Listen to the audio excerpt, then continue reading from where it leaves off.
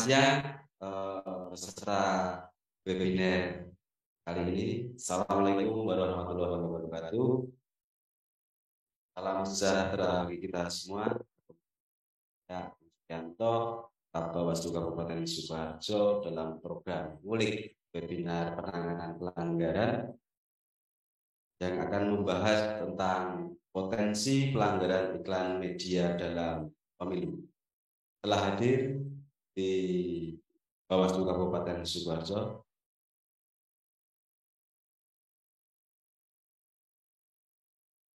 narasumber kita yang pertama Bapak Rohmat Basuki, anggota Bawaslu Kabupaten Sukoharjo, sekaligus membidangi divisi penanganan pelanggaran. Apa kabar Pak Rohmat? Sehat? Alhamdulillah sehat. Keluarga juga sehat Mas Rohmat? Insya Allah sehat. Untuk narasumber yang kedua, Bapak Suwarmin, selaku Direktur Bisnis dan Konten Media Solopos. Apa kabar Pak Warmin? Alhamdulillah. Keluarga sehat Pak? Sehat semua. Sudah makan siang belum? Sudah. Alhamdulillah. Belum yang kedua. Nanti kedua. Tak lupa di layar kaca tangkapan layar kaca juga terlihat Pak Muhammad Rofiuddin, SHI-MIKOM, anggota Bawaslu Provinsi Jawa Tengah. Apa kabar Bapak? Alhamdulillah baik sekali. Alhamdulillah. Lancar Pak? Lancar.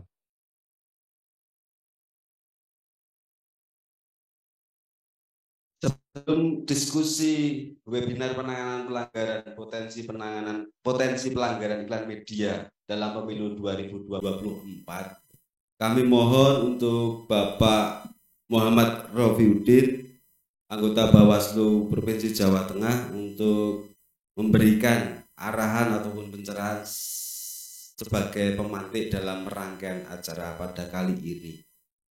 Untuk waktu dan tempat, kepada Bapak Rofiuddin, kami silakan.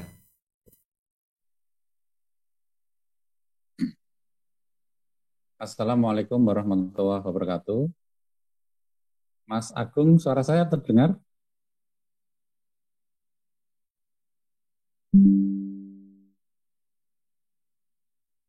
Terdengar ya? Terdengar. Halo.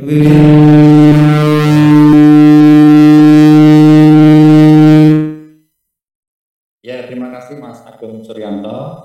Yang saya hormati Ketua Bawaslu Sukoharjo, Mas Bambang Wuryanto, kawan-kawan semua komisioner, terkhusus kepada Mas Rohmat Basuki dan juga Pak Suwarmin yang juga hadir secara langsung di Sukoharjo.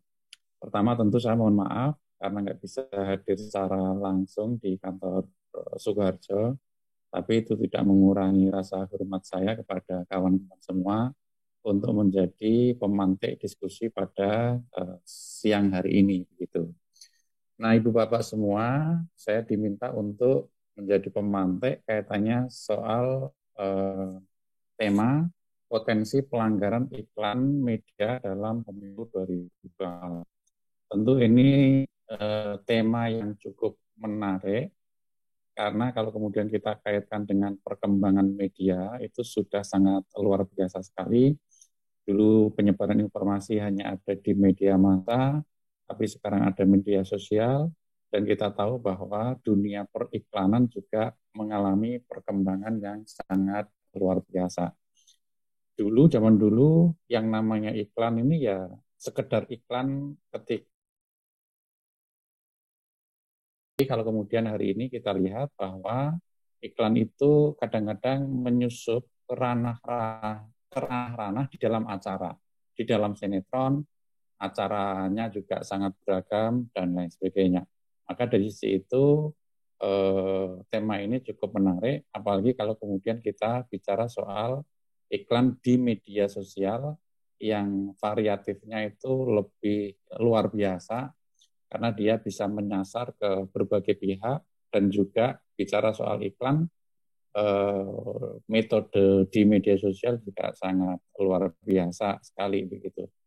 Nah, Bapak Ibu semua yang saya hormati, karena perkembangan media itu sudah sangat luar biasa, maka potensi-potensi yang bisa terjadi dalam konteks pelanggaran iklan itu juga akan sangat variatif sekali. Nah, tentu ini menjadi tantangan tersendiri bagi Bawaslu selaku pengawas pemilu, sekaligus pihak yang kemudian bisa melakukan proses-proses penegakan hukum dan juga keadilan dalam proses pemilu. Maka dari sisi itu, sejauh mana Bawaslu bisa mencermati fenomena-fenomena dan bisa menangkap, bisa menganalisis, terutama dari sisi fakta dan juga kajian hukum, menjadi sesuatu yang sangat penting bagi jajaran Bawaslu karena variatif peristiwanya itu akan sangat luar biasa beragam sekali begitu. Nah, Ibu Bapak semua yang saya hormati, kalau bicara soal pelanggaran iklan, saya mengkategorikan menjadi pelanggaran di Undang-Undang Pemilu dan satu lagi adalah pelanggaran di hukum lainnya atau undang-undang lainnya. Dalam konteks Undang-Undang Pemilu, di sana ada aturan-aturan yang harus ditaati dalam konteks beriklan oleh peserta pemilu. Misalnya kita tahu bahwa pemasangan iklan di media massa, media elektronik dan juga media internet itu hanya boleh dilakukan selama 21 hari sebelum masa tenang. Kalau misalnya ada peserta pemilu yang memasang iklan kampanye di luar 21 hari ini, maka patut diduga bahwa itu akan bisa dijerat dengan pelanggaran kampanye di luar jadwal. Saya mengingatkan bahwa di Undang-Undang 7, unsurnya itu tidak hanya berlaku pada peserta pemilu, pelaksana kampanye, tim kampanye, tapi di sana adalah unsurnya adalah setiap orang yang dengan sengaja melakukan kampanye di luar jadwal yang telah ditetapkan oleh KPU itu bisa diproses hukum pidana. Maka dari sisi itu potensi pertama adalah iklan kampanye di luar 21 hari menjadi potensi yang bisa terjadi dalam konteks pidana pemilu, undang-undang pemilu begitu. Nah, berikutnya kampanye-kampanye iklan yang di sana melibatkan ASN, TNI, Polri secara konten itu juga patut diduga bisa melanggar. Karena di Undang-Undang Pemilu dinyatakan secara jelas bahwa para ASN, TNI, Polri ini dilarang untuk melakukan tindakan-tindakan yang menguntungkan, keberpihakan dan sebagainya. Maka dari sisi itu, kalau nanti peserta pemilu ada yang melibatkan TNI, Polri, ASN, atau bahkan mereka ini sengaja melibatkan diri dalam konteks pemasangan iklan kapanpun, maka itu juga bisa menjadi potensi pelanggaran pidana Undang-Undang Pemilu begitu. Nah, di luar itu dari sisi media juga ada berlaku hukum-hukum yang harus ditaati oleh media di Undang-Undang Pemilu. Apa itu misalnya? Iklan itu harus media harus memberi kesempatan secara adil, berimbang kepada semua peserta pemilu. Kalau enggak, berarti ini potensi pelanggaran. Termasuk dalam konteks pemberitaan yang berimbang, adil, dan sebagainya itu adalah prinsip-prinsip di Undang-Undang Pemilu yang memang harus ditaati oleh media. Di Undang-Undang secara jelas dinyatakan bahwa konteks penyiaran, pemberitaan, dan juga iklan itu diawasi oleh Dewan Pers dan juga KPI yang saya kira menjadi sayap bersama-sama melakukan pengawasan kepada media. Nah, di luar itu konteks Undang-Undang Pemilu juga ada potensi-potensi pelanggaran dari sisi materi kampanye yang itu diiklankan. Kan di Undang-Undang Pemilu itu ada larangan-larangan yang tidak boleh dilakukan dari sisi materi kampanye. Misalnya tidak boleh ada peserta pemilu iklannya itu berisi menghasut, mengadu domba, berisi sara, dan sebagainya. Maka dari sisi potensi-potensi tersebut tentu ada di undang-undang pemilu yang memang dilarang untuk kemudian tidak dilakukan baik kepada peserta pemilu maupun kepada media massa, baik televisi, radio maupun online begitu. Nah, itu dari ranah undang-undang pemilu. Tapi di Undang-Undang 7 bagi Bawaslu juga ada penegakan hukum dari sisi dugaan pelanggaran hukum lainnya. Misalnya saya contohkan kalau di media ya ada Undang-Undang Pers 4099, ada Undang-Undang Penyiaran 32 tahun 2022. Yang itu semua juga harus ditaati oleh media, termasuk dalam konteks iklan. Secara substansi ya kita tahu bahwa media itu harus taat undang-undang yang saya sebutkan tadi, Undang-Undang Pers, Undang-Undang Penyiaran, di bawahnya juga ada Kode Etik Jurnalistik, di bawahnya lagi di Undang-Undang Penyiaran itu ada SPS yang saya kira itu harus ditaati, di mana prinsip-prinsip dasar yang harus ditaati oleh media itu sangat berlaku. Misalnya pemberitaannya harus objektif, harus berdasarkan pada fakta, tidak boleh berburuk sangka, harus independen, antara iklan dan berita itu harus dipisahkan, ada ruang atau pagar api yang kemudian memisahkan antara iklan dan berita, adil, berimbang, independen, dan sebagainya. Itulah prinsip-prinsip yang kemudian harus ditaati oleh media. Bagaimana kalau misalnya ada media dari sisi pemberitaan ataupun iklan mengandung pelanggaran-pelanggaran kode etik jurnalistik? Tentu Bawaslu akan menyampaikan temuan atau laporan seperti ini akan kami kaji. Kalau misalnya itu mengandung pelanggaran Undang-Undang Pers atau Undang-Undang Penyiaran, maka Bawaslu akan meneruskan dugaan pelanggaran ini ke Dewan Pers ataupun KPI. Ya, kalau berita jelas ke KPI, ke Dewan Pers. Kalau kaitannya dengan radio dan televisi akan diarahkan ke KPI. Dan di Jawa Tengah ini sebenarnya dalam konteks pemilu 2019 maupun pemilu 2020 sudah ada rekomendasi-rekomendasi dari Dewan Pers karena adanya pelanggaran kode etik jurnalistik, pelanggaran P3SPS ataupun Undang-Undang Penyiaran, Undang-Undang Pers, dan lain sebagainya. Cuma masalahnya, apa yang kemudian sudah direkomendasikan kepada media oleh Dewan Pers, medianya ini kadang-kadang tidak taat.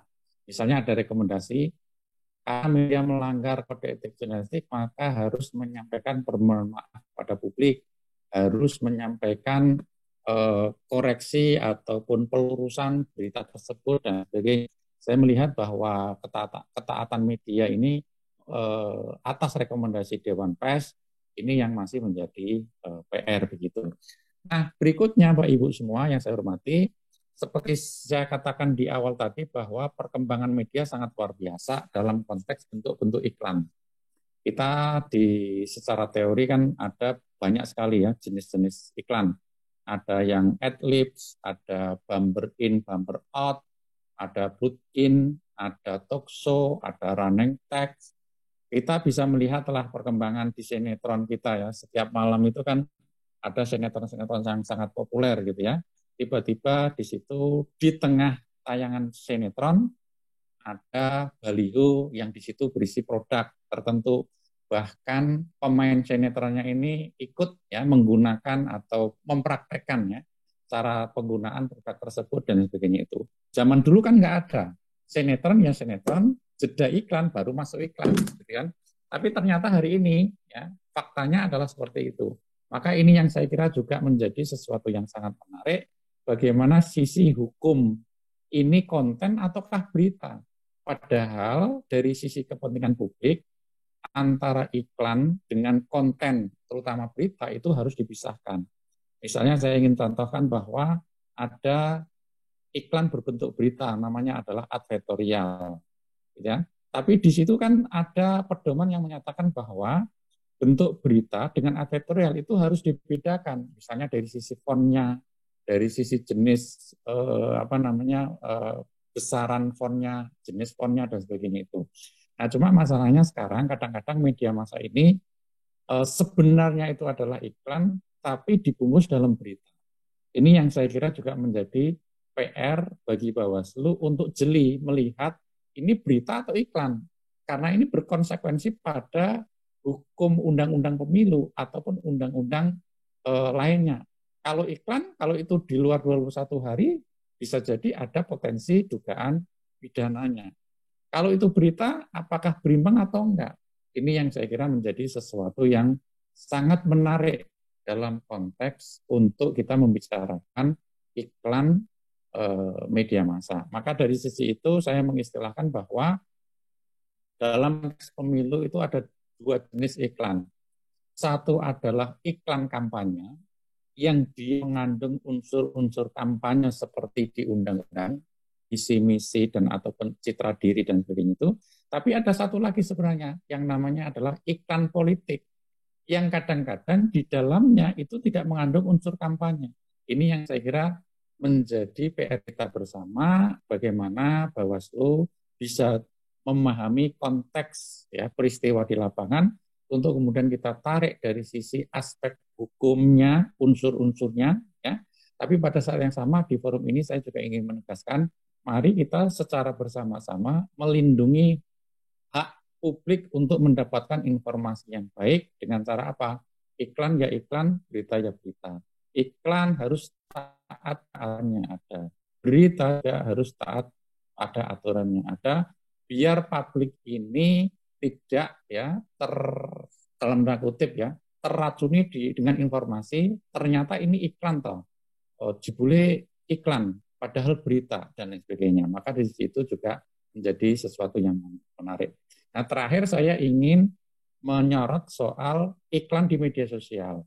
Ini yang saya kira juga menjadi sesuatu yang sangat menarik dan di Jawa Tengah ini dalam konteks pilkada ada ya orang yang kemudian diproses hukum karena melakukan iklan di luar jadwal yang itu basicnya mediumnya adalah media sosial. Ini saya kira menjadi hal yang menarik karena iklan di media sosial ini kan lebih bebas dari sisi hubungan dengan platform. Kita tinggal ngisi formnya, bayar, sudah tayang. Tapi kalau seperti di medianya Mas Warmin Solo Pos misalnya kan, kadang harus berhubungan dengan marketingnya, harus pengiklannya dan sebagainya, kontennya disaring dan sebagainya, gitu kan, agak tersortir ya dari sisi verifikasinya. Tapi kalau iklan di media sosial ini kadang-kadang mengandung hujatan, mengandung black campaign, oleh platformnya itu tidak diteliti, tetap lolos tayang di media sosial.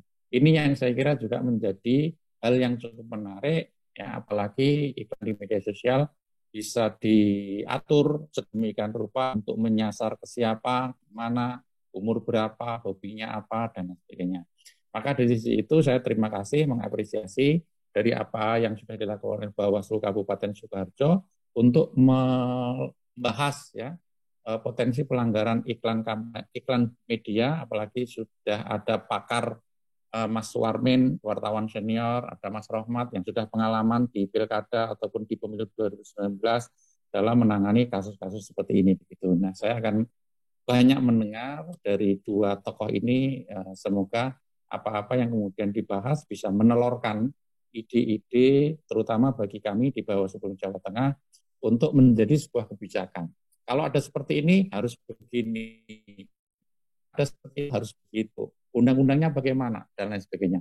Terobosan-terobosan ini tidak lain, tidak bukan untuk melindungi publik dari terpaan informasi. Kenapa? Karena salah satu faktor yang bisa menentukan arah ya, sikap seseorang itu adalah informasi apa yang ia terima.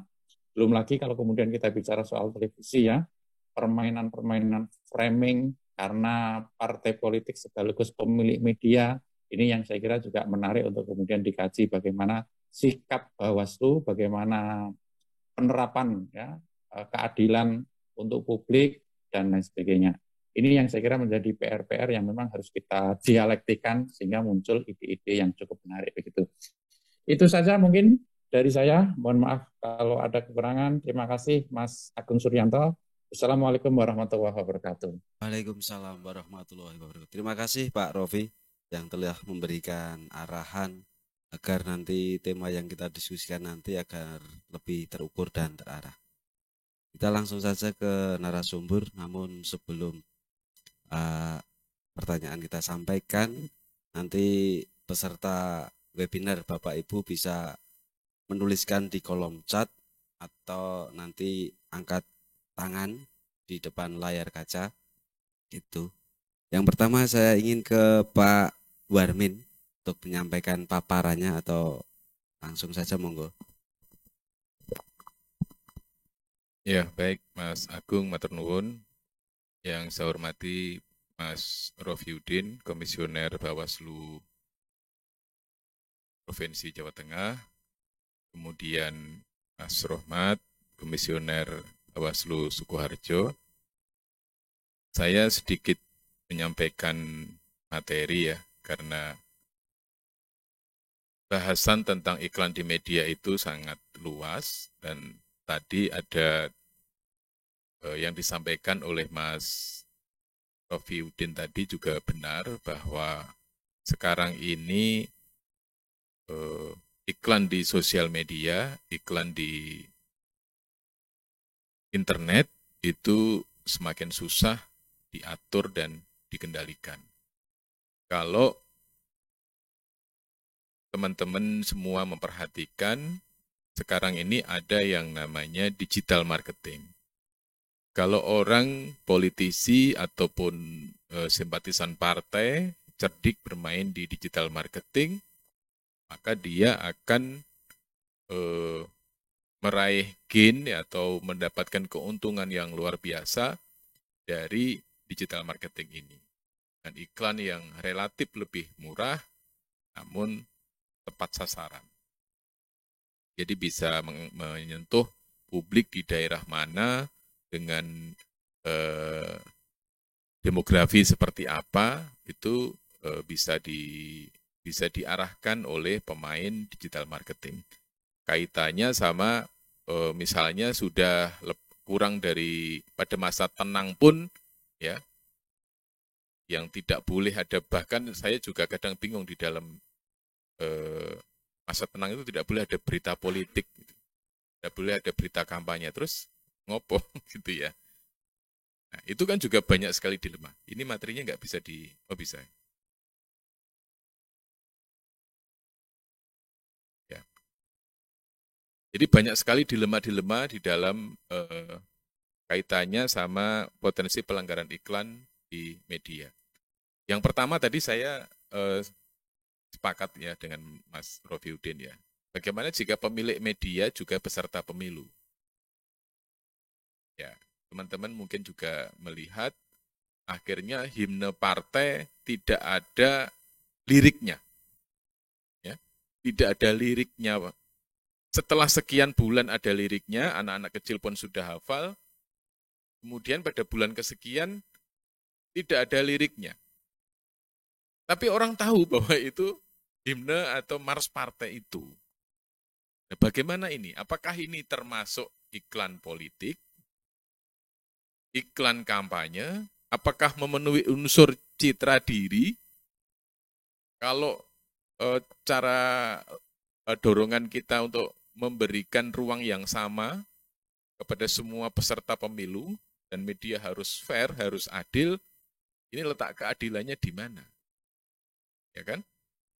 Letak keadilannya di mana? Mentang-mentang dia pemilik partai, pemilik televisi, terus dia hampir setiap 1 jam menyiarkan mars partai atau himne partai. Ini yang perlu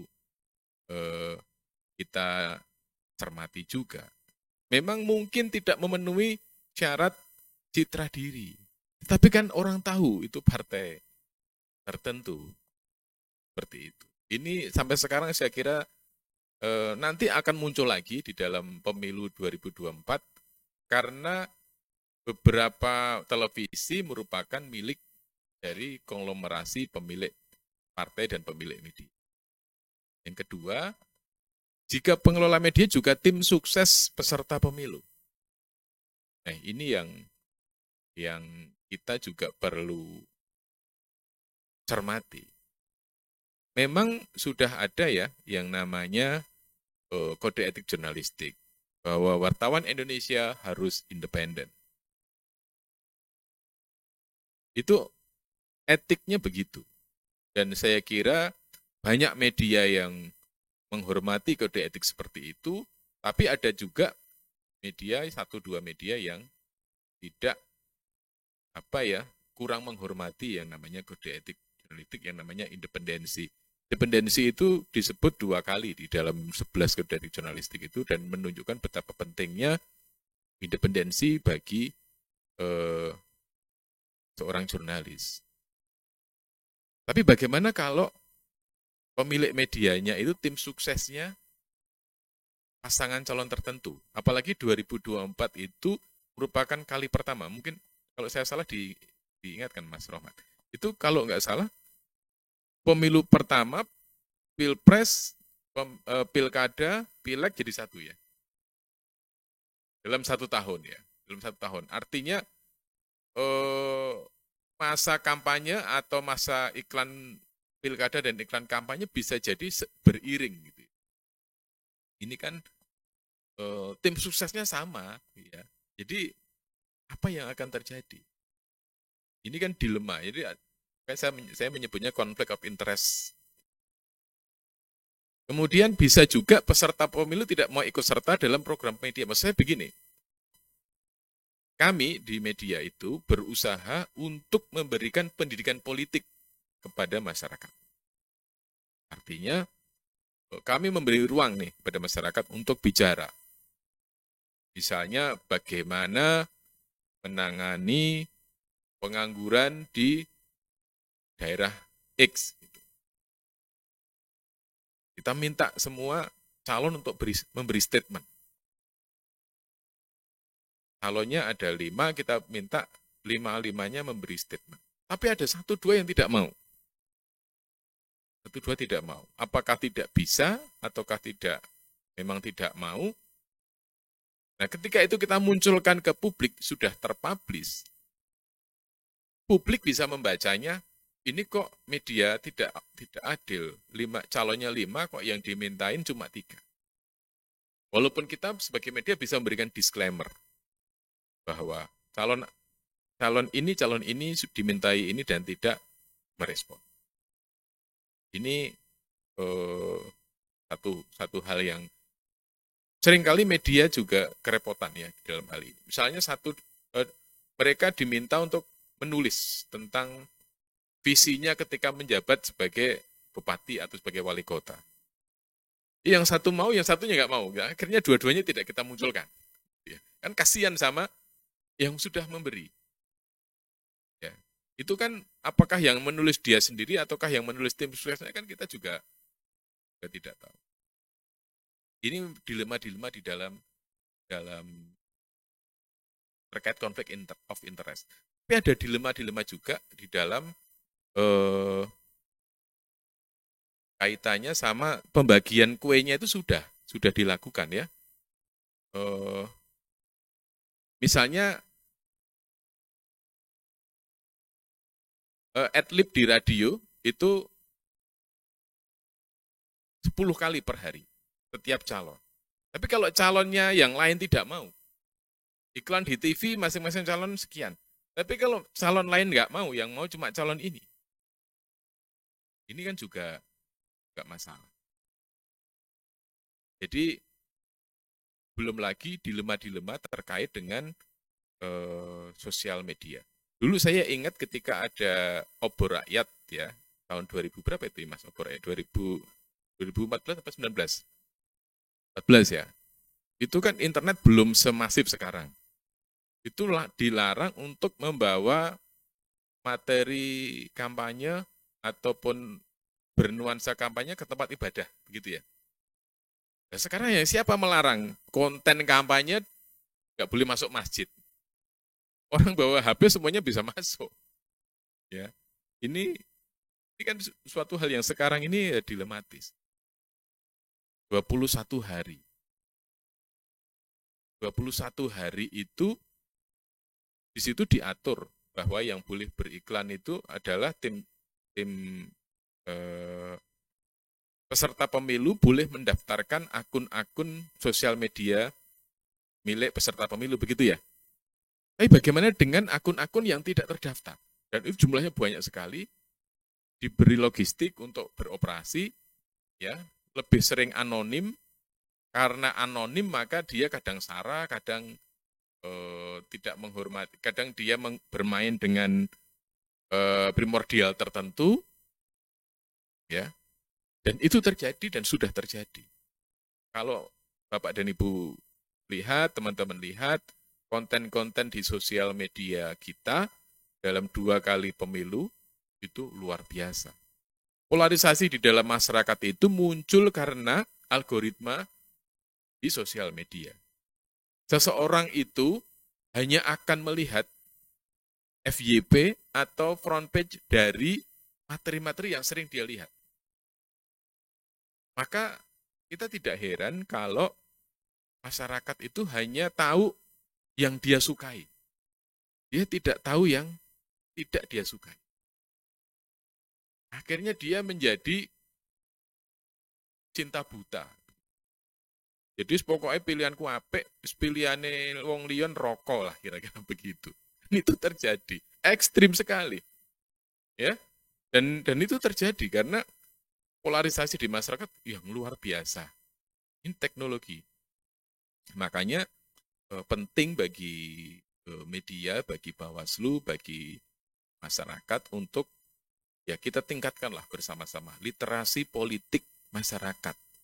Karena itu jauh lebih penting. Kalau masyarakatnya pintar, kalau masyarakatnya ngerti, smart, itu konten-konten sebusuk apapun, ya dia tidak akan telan. Oh ini konten tidak bermutu, misalnya kayak gitu. Tidak ada penanggung jawabnya. Konten abal-abal, yang anonim, tidak jelas siapa yang bikin. Gitu. Itu industri informasi hoax, itu mahal, masif, logistiknya gede, ya. Dan saya yakin 2024 nanti akan makin banyak yang kayak gitu. Kalau itu bisa diberangus, dikurangi dengan cara, karena marketnya itu sudah ngerti. Kalau marketnya sudah ngerti, otomatis konten-konten seperti itu nggak akan banyak. Karena masyarakatnya sudah pintar. Cuma sekarang ini saya kok merasa masyarakat masih belum literasi politiknya itu masih belum kesana gitu ya. Sering orang jualan agama, jualan ayat, jual keyakinan untuk meraih kepentingan tertentu. Dan lucunya itu bukan hanya di Indonesia ya. Kemarin waktu Donald Trump sama Joe Biden itu juga begitu ya. Jadi itu terjadi.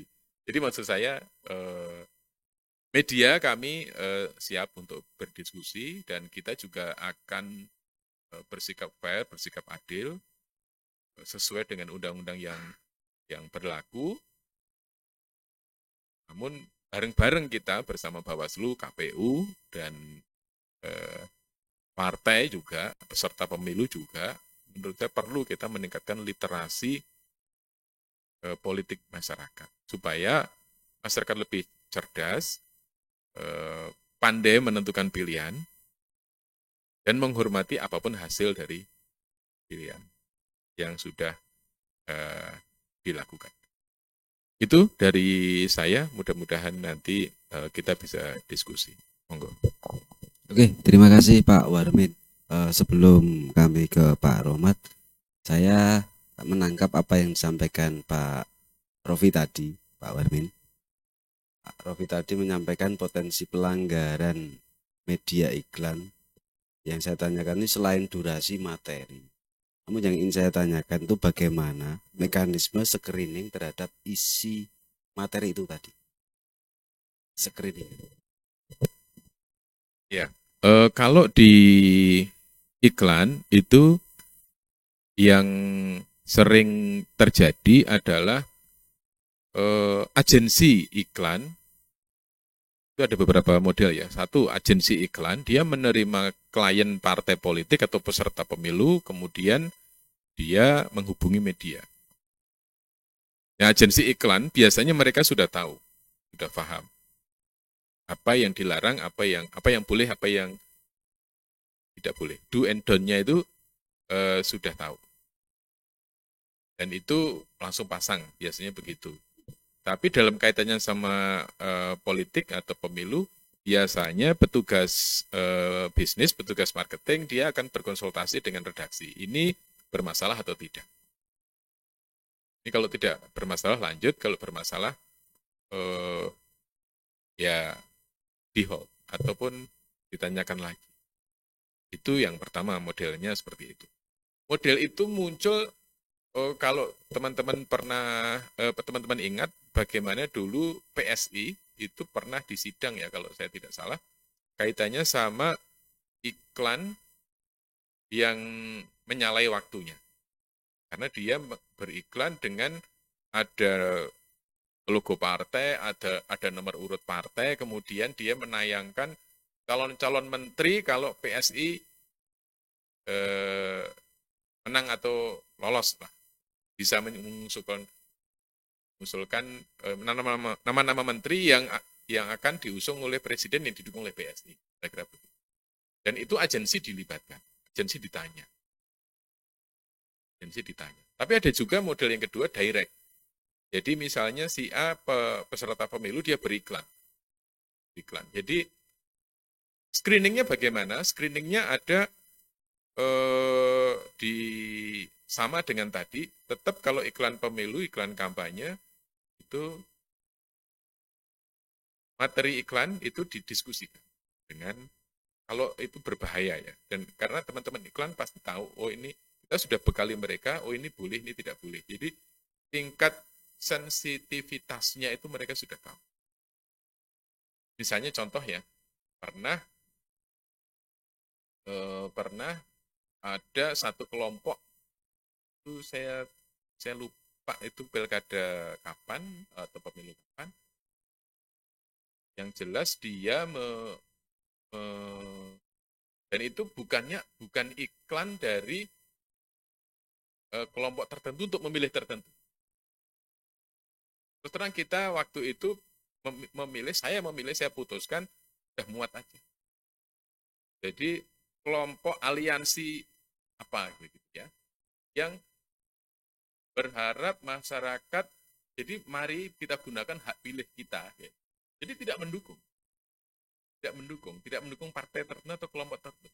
Mari kita gunakan hak pilih kita untuk menentukan calon pemimpin lah, kira-kira begitu. Di bawahnya disebut aliansi X. Ini kan iklan politik memang.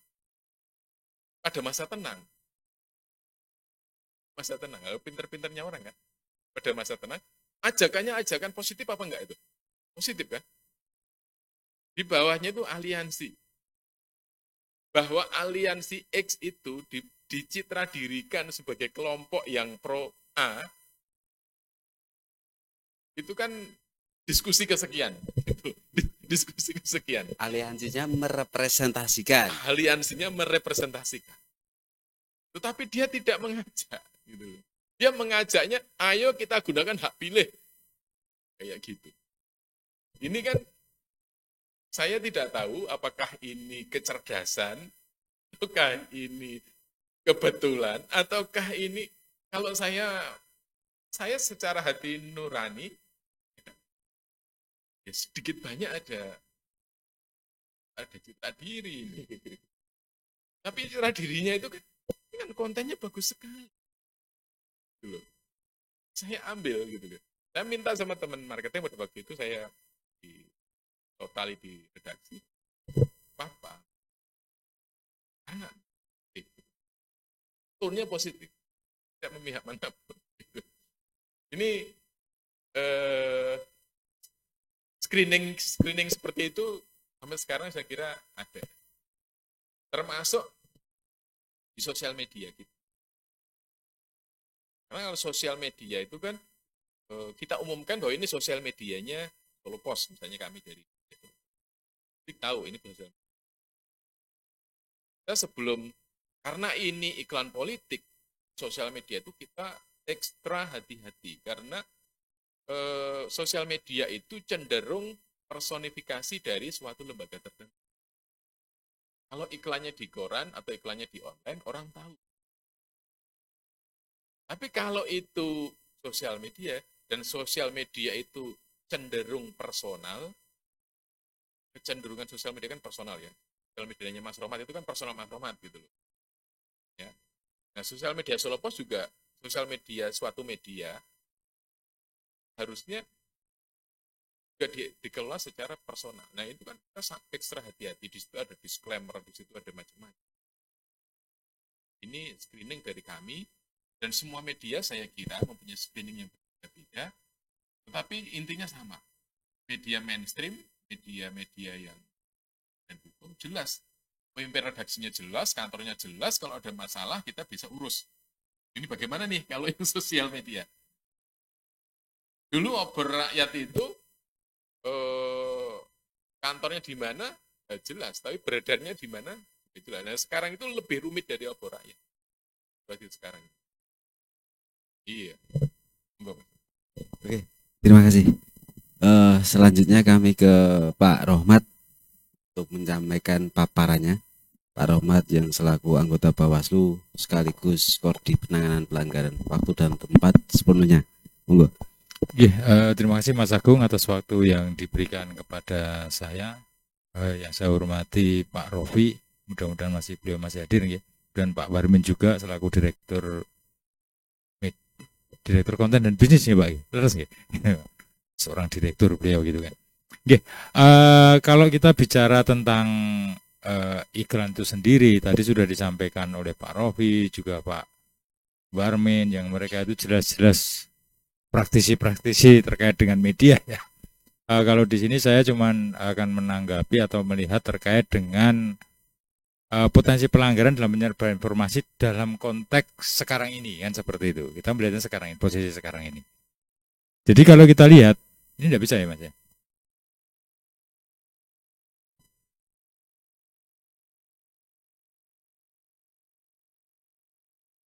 Nah, ini dalam konteks saat ini, kalau kita lihat bahwa tahapan pemilu tahun 2024 itu sudah dimulai ya. Tetapi ada hal yang harus kita juga ketahui semua, bahwa peserta pemilu itu belum ada. Sekarang baru tahap verifikasi administrasi maupun nanti verifikasi faktual terkait dengan kepesertaan partai politik dalam pemilu tahun 2024. Tetapi walaupun sekarang peserta pemilu itu belum ada, banyak sekali dari para calon-calon kontestan itu beserta timnya sudah ada indikasi untuk mengerek popularitas atau elektabilitas kan, seperti itu. Pansos kalau bahasa gaulnya kan seperti itu ya. Artinya bahwa kita lihat sekarang ini di televisi itu sudah banyak sekali bermunculan terkait dengan calon-calon, ya kalau dikatakan calon presiden atau apa dan sebagainya itu. Padahal partai peserta pemilu aja belum ditetapkan. Memang kalau kita lihat bahwa salah satu cara dalam menaikkan popularitas ataupun elektabilitas ya dengan cara menyebarkan informasi. Baik itu informasi itu bisa lewat media cetak maupun lewat media elektronik atau juga lewat radio. Karena lebih efektif, dan yang pasti penyebaran informasi yang paling sangat efektif lewat media sosial. Dalam ini ada Facebook, kemudian juga ada WhatsApp atau Instagram. Yang notabene mereka itu tuh sekarang ini dengan biaya yang tidak terlalu mahal, kalau saya mengatakan seperti itu, mereka bisa membuat dalam sehari aja bisa membuat, bahkan tadi sempat diskusi sejenak dengan Mas Warmi, lebih dari 10 ya Pak ya, untuk membuat akun-akun itu kan. Kemudian dari hal-hal tersebut muncul sebenarnya, apakah potensi permasalahan dalam penyebaran informasi ini? Itu yang harus kita pahami juga. Jadi memang dalam konteks sekarang ini media informasi itu sangat-sangat luar biasa sekali. Bahkan kasus-kasus yang terjadi itu baik pidana dan sebagainya itu bisa ditemukan dari konteks media ya Pak. Seperti contoh dulu kalau kita bicara tentang pidana itu ada seorang kolonel yang membuang 2 orang pasangan kekasih, itu kan juga berasal dari foto netizen kan, seperti itu. Kemudian sekarang yang baru sedang tren itu kan sebenarnya itu hasil investigasi dari media, bukan karena kerja-kerja dari aparat kalau saya mengatakan seperti itu. Nah, penyebaran informasi sendiri itu kita bisa bagi menjadi beberapa. Yang pertama adalah penyebaran informasi dari perorangan, itu bisa secara langsung, kemudian juga bisa menggunakan alat, atau juga bisa menggunakan internet. Dalam hal ini adalah seperti saya sampaikan tadi, ada media sosial, blog, aplikasi, perpesanan, SMS, WA, status WA, dan sebagainya. Yang kedua adalah melalui media massa, bisa media cetak, bisa media elektronik, televisi, kemudian radio, kemudian media website atau media sosial. Yang ketiga adalah dari organisasi atau kelompok, bisa secara langsung, bisa secara manual maupun melalui internet. Nah, penyebaran inilah yang nanti akan coba kita diskusikan tadi terkait dengan apakah ini sudah memenuhi unsur hoax dan sebagainya. Nah, kita lihat dan kita diskusikan bersama. Kemudian metode penyebaran informasi sendiri ada dua, yaitu postingan biasa. Postingan biasa artinya bahwa ini adalah postingan yang tidak beriklan, di mana ini hanya menyebar ke akun-akun yang berteman dengan kita sendiri atau yang kita mengikuti atau kita berlangganan. Kalau misalnya kita itu update status di Facebook atau di Instagram, maka yang bisa mengikuti adalah atau bisa melihat itu ada orang-orang yang berteman atau yang kita ikuti saja, berlangganan. Yang kedua adalah beriklan.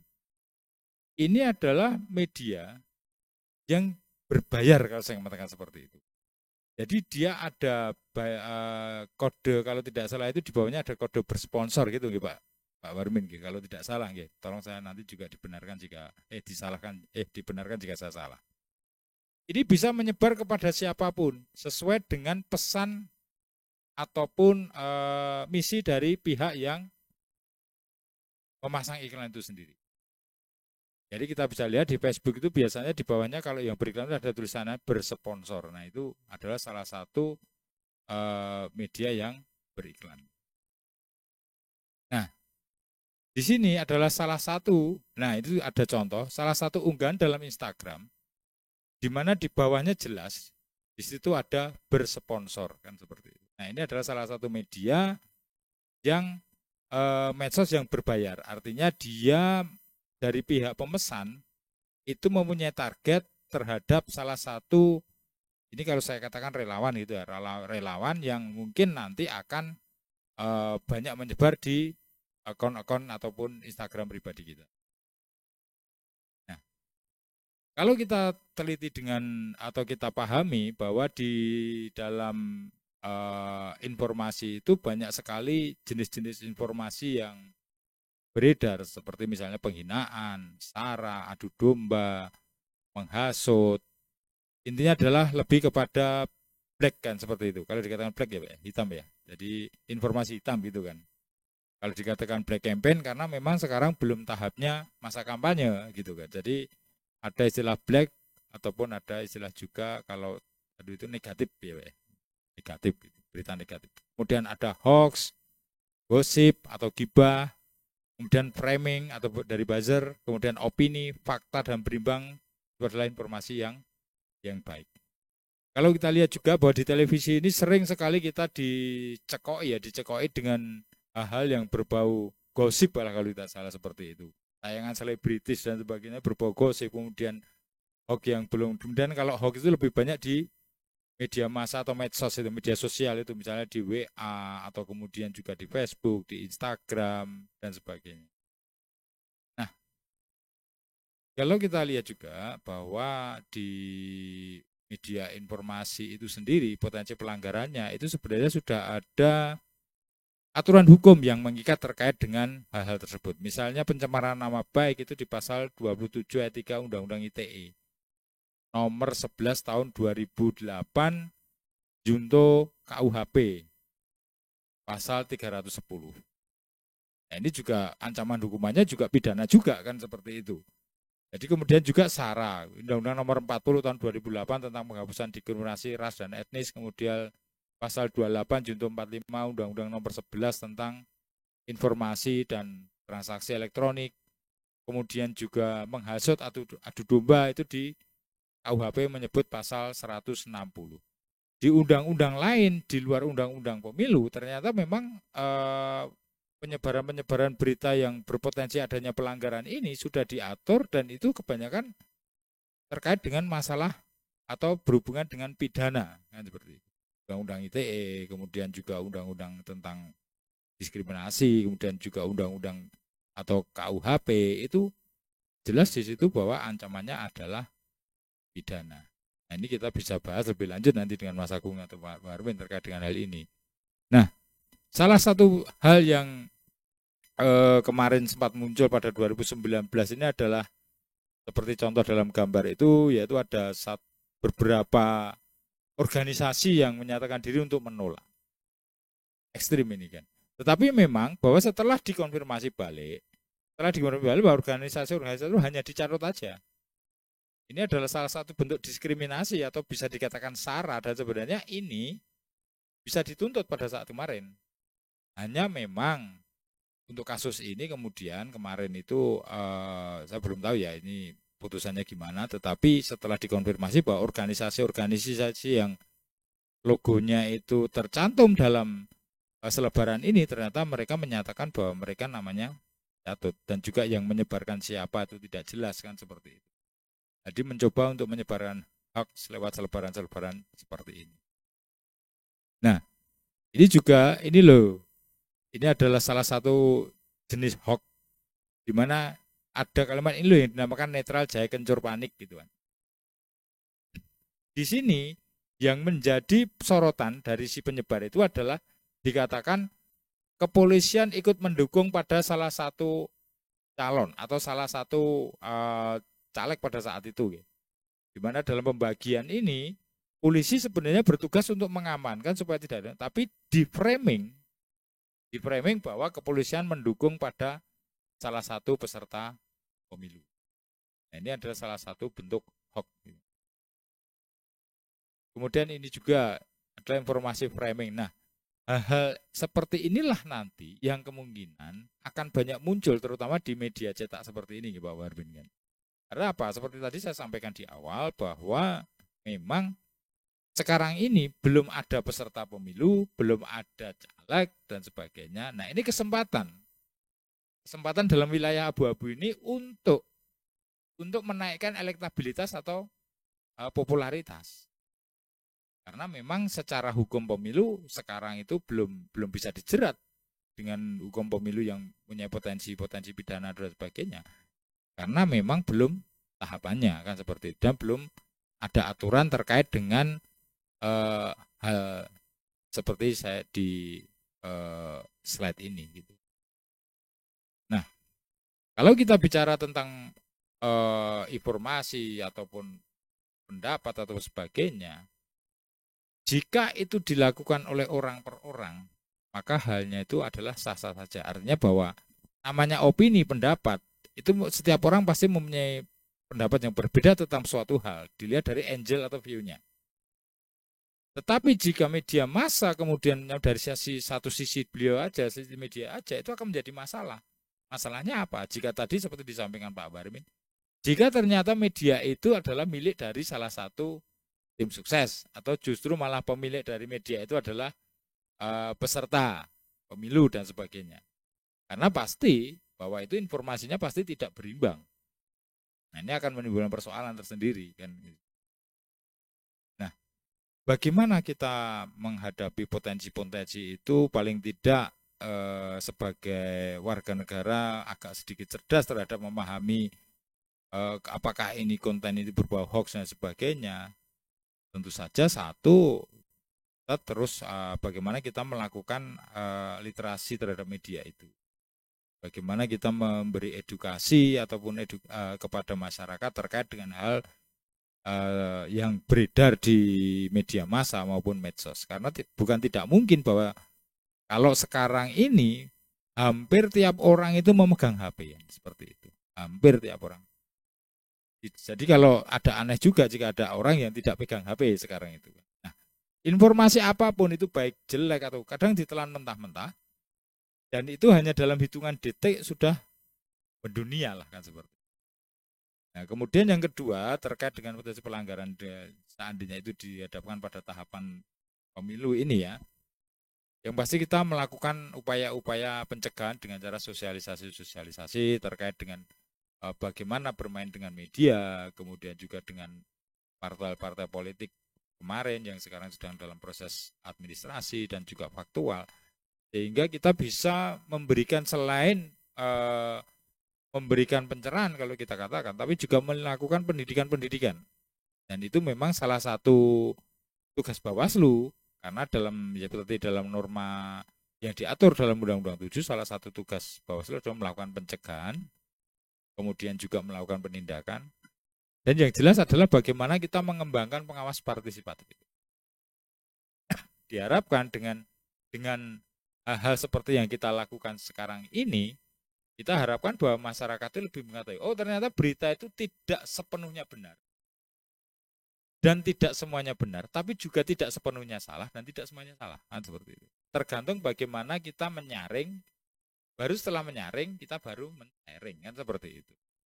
Jangan kita men-sharing dulu baru menyaring, kan nanti terbalik, kan nanti kan informasi kita telah mentang-mentang kemudian baru kita saring itu. Mungkin itu sedikit yang bisa saya sampaikan Mas Agung, terutama terkait dengan potensi-potensi pelanggaran dalam penyebaran informasi, dan itu lebih baiknya nanti kita bisa berdiskusi ya, sehingga nanti webinar pada sore hari ini bisa lebih menarik, apalagi di sini sudah ada pakar medianya kan, seperti Pak Rofi maupun dengan Pak Warmin, dan nanti saya sedikit menambah aja kan seperti itu. Terima kasih Mas Agung. Assalamualaikum warahmatullahi wabarakatuh. Waalaikumsalam warahmatullahi wabarakatuh. Terima kasih Pak Romat. Seperti yang disampaikan Pak Rofi tadi, bahwa Bawaslu juga harus jeli dalam mencermati literasi berita untuk membedakan konten atau iklan tadi.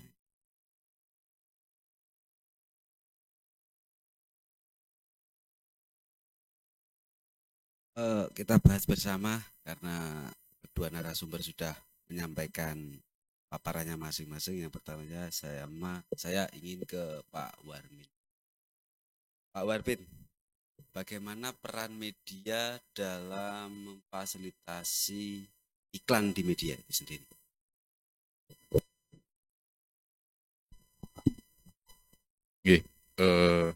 Ya media itu kan hidup dari iklan ya, salah satunya. Dan tentu saja iklan kami membuka diri terhadap semua jenis iklan, asalkan dia tidak menyinggung sara, mendiskreditkan satu kelompok tertentu, mendiskreditkan satu kelompok primordial tertentu, dan tidak bohong, ya, tidak bohong, tidak hoax. Itu kita memfasilitasi semuanya. Apalagi sekarang ini kan belum, kalau di politik itu kan tadi Mas Rahmat menyampaikan bahwa belum ada pesertanya. Jadi siapa saja boleh beriklan, dan kami ya tentu saja mempersilahkan untuk masyarakat beriklan. Sikap kami sebagai media sekarang ini kan, di media itu kan mungkin teman-teman sebagian sudah paham bagaimana iklan di media online itu kan ada dua. Yang pertama itu programmatic ads. Programmatic ads itu iklan yang diberikan oleh agensi kepada media yang bekerja sama. Kalau di macamnya banyak, ada Double, ada MGID, ada AdSense, ada Jenny, macam-macam itu, banyak sekali. Dan di situ kami hati-hati, kami sebagai media hati-hati tidak bekerja sama dengan agensi-agensi yang kira-kira nanti akan isinya itu iklan-iklan hoax. Itu kita mengantisipasi itu supaya tidak terjadi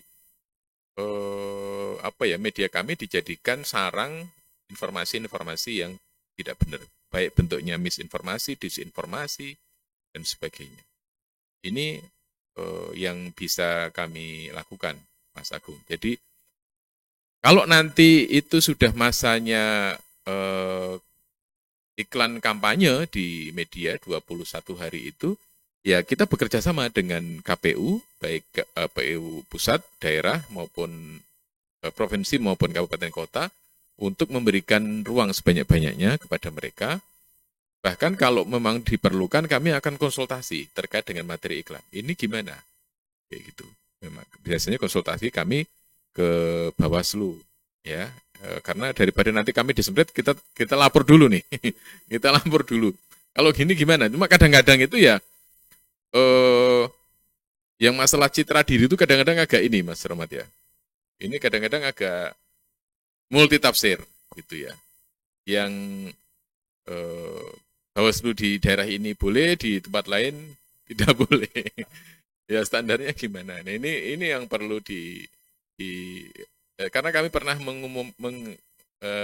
merawuhkan teman-teman komisioner Bawaslu dan ya di dalam obrolan-obrolan itu memang itu pasal yang harus di lebih tegas ya, bagaimana kayak gitu ya. Itu Mas Agung. Oke, Pak Warmin. Namun gini, Pak, terhadap layanan media yang disampaikan oleh agensi maupun parpol, itu penanggung jawab isi dan materi itu apakah dari agensi atau dari medianya sendiri ataukah dari parpolnya? Kalau iklan, konten di media itu kan ada 3. 1 berita, 2 iklan, 3 opini. Opini itu misalnya Mas Rahmat menulis di media, kemudian dianggap keliru oleh orang lain atau berpotensi melanggar hukum. Ya nanti beliau yang diminta dan juga kami sebagai media, dalam hal ini pemimpin redaksi ya. Karena pemimpin redaksi di sebuah media itu penanggung jawab.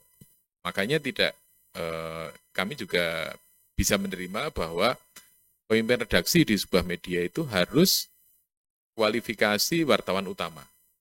Jadi wartawan ada 3, muda, madya, utama. Dan yang harus menjadi pemimpin redaksi itu harus yang utama. Jadi dia bertanggung jawab penuh terhadap isi konten, ya, terhadap isi konten. Kalau iklan itu bisa jadi pemimpin redaksi yang nanti ditemani oleh pemimpin perusahaan ataupun GM marketing ketika diundang untuk memberikan klarifikasi ya, memberikan klarifikasi terkait dengan iklan. Nah kalau saya belajar dari kita pernah bahas ini ya dengan teman-teman. Ya, studi kasusnya salah satunya yang pernah kami bahas itu adalah PSI karena pernah dibahas ya. PSI pada waktu itu dipersalahkan karena iklan yang sebelum waktunya ya, Mas Rahmat ya. Yang 21 di luar yang 21 hari. Sepertinya kalau saya tidak salah sebelum masa kampanye. Dia iklan dan itu ada di koran-koran baik nasional maupun daerah. Itu pada posisi yang diundang oleh Bawaslu kalau saya tidak salah, itu agensi juga diundang. Partainya juga diundang, ya. Kemudian medianya juga diundang. Ya tiga-tiganya dimintain klarifikasi. Dan saya kira itu ya lebih baik begitu ya. Lebih baik begitu. Media apapun tidak bisa mengingkari bahwa itu bukan produk kami, ya nggak bisa. Karena itu ada misalnya itu media kami ya, kami harus bertanggung jawab terhadap itu. Makanya kan tidak sekali 2 kali kami membatalkan iklan atau menolak iklan jika itu berpotensi melanggar.